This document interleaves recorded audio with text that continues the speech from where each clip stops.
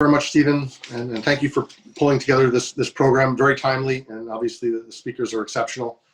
The Armenian community, the Armenian world has been seized over the past 50, 60 days by the terrible aggression visited upon the people of Artsakh, Nagorno-Karabakh, an ancient part of the Armenian homeland, an early cradle of Christianity, has been under attack now for the past month and a half. Vast areas of indigenous Armenian land have been taken. Churches have been destroyed, hospitals bombed, schools, razed.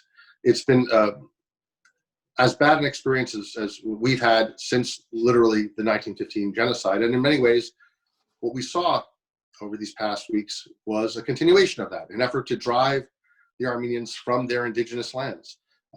We saw during the First World War, Armenians pushed off of maybe 9/10 of their historic homeland, and now we see even further efforts to drive Armenians out, and watching Armenians fleeing their homes, abandoning their villages, saying their last prayers in churches, many of which are like hundreds and sometimes over 1,000 years old. These are truly heartbreaking. What compounds this is that the attack was not just by Azerbaijan, but it was with the full backing of Turkey, the encouragement of Turkey, with Turkish weapons, diplomatic support, political support, and mercenaries recruited and paid by Turkey to fight against Armenians. Terrorists, jihadists from Syria and elsewhere brought in to fight a war that perhaps Azerbaijan didn't want to fight for itself, but was more than willing, to foot the bill for. And Turkey and Azerbaijan, waged this aggression, this genocidal onslaught. So as terrible as that has been for us as Armenians, it's even more bitter when we think about it as Americans. We did host a visit in California just days before the election with the National Security Advisor, Robert O'Brien.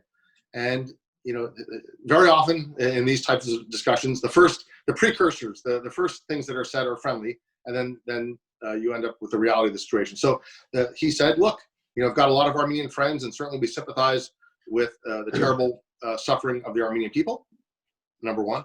Number two, we recognize Azerbaijan's the aggressor here, that the military campaign is being waged by them at the expense of Armenians. But the United States will not take a side. We will not engage. We will not call out one side or the other for their aggression, even though we know where the aggression is coming from, because that would mean that we would abandon our position of neutrality. And then the argument being something like, well, and if we're not neutral, then we can't do anything good. Well, the fact of the matter is nothing good was done. And for 45, 50 days, the United States looked on as a NATO ally, using NATO weapons, attacked a very, very small country, a David versus Goliath scenario. We're dealing here with Turkey, a nation of well over 80 million people, NATO, 16th largest economy in the world, massive technology, massive military.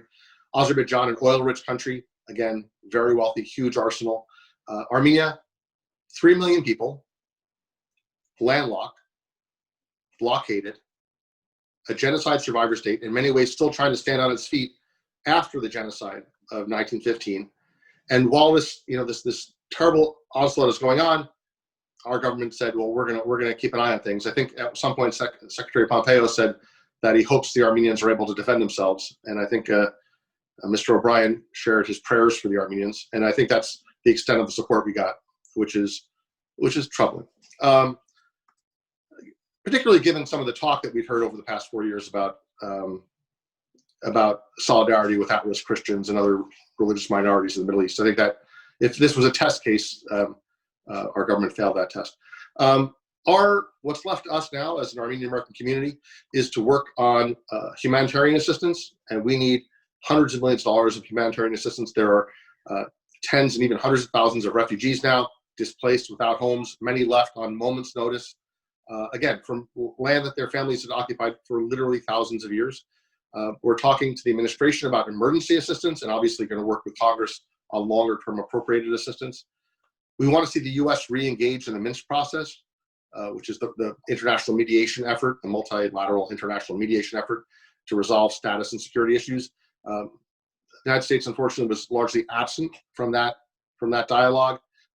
There was no restraint, it seems, on Turkey. In this case, certainly no restraint coming from Washington on Azerbaijan. So the United States needs to re-engage and to revisit the terms and the timelines that were forced on Armenia, essentially at the point of a gun. These are under duress. These were coercive terms that were forced on the Armenians to surrender again. Land that's not only historically Armenian, but that is important for the security of Armenians in that part of the world. It's a precarious existence for Armenians. Now, there are folks who will say that Azerbaijan has some historical claim, or Azerbaijan has some legal claim, or that the way that the international system is structured should lean toward Azerbaijan's sovereignty over this land. I would compare it something like to a foster parent who has maybe some biological connection, or maybe some court order somewhere that says that they're a legal guardian of children, but who is abusive of those children. And you have to ask yourself, how many broken bones, how many dead children, until you finally just pull those children away from that abusive guardian and say, just for the survival of these children, I don't care about your legal claim. I don't care about your historical claim. I don't care about your biological claim. If you're beating and ultimately abusing children, then you have no right to that. You have no right to do that. And I think that's, in some ways, it's an imperfect analogy, but Azerbaijan has certainly given Artsakh, Nagorno-Karabakh, every reason not to be part of Azerbaijan. It's those who in Washington and elsewhere who casually say, well, that's a territorial integrity issue. They're just writing a death warrant for the remaining Armenians in the region. And it's a, I guess that's, a DC think tank thing to say, but that's heartless in the extreme. We're also working on a whole range of issues to deter continued Turkish and Azeri aggression. We're pushing for an end to U.S. arms sales to Turkey and Azerbaijan, along with many others. There's still currently a U.S. military assistance program to Azerbaijan. Hard to believe, but that needs to be stopped. We ourselves have reached out to 5 or 6 of the U.S. defense firms whose parts and technology were found in weapons that were used to kill Armenian civilians. Garmin, Xilinx, Trimble, Behringer, and others. And we've worked with them to stop those sales, to investigate those sales. And more broadly, we're working with groups like IDC and our Hellenic friends on sanctions. They have been, the laws have been in place now for several years to sanction Turkey on CASA, even Magnitsky, but the will has not been there from the executive branch to actually enforce those. And finally, I'll wrap up, Stephen, with we're making a concerted effort, working with friends like members of the Congress who deal with religious minorities in the Middle East. I think Jeff Fortenberry and Anna Escher have been very active on this front. We're working with them to see that any of the properties, the church properties, the cemeteries, the monasteries that fall under Azerbaijan's control are not destroyed. I have to tell you, it's the track record there is discouraging. About 15 years ago, Azerbaijan destroyed a cemetery full of thousands and thousands of intricately carved Armenian crosses, stone crosses. They're called khachkars, like the hallmark of Armenian, let's say, Christian art. And thousands of them were destroyed. Then the entire area was bulldozed, paved over, and is now a firing range for the Azerbaijani military. And the Azerbaijani government denies it to this day. So if that's any indication of how they plan to treat the dozens and dozens of ancient Armenian churches that they're now going to control, that is certainly something to keep an eye on.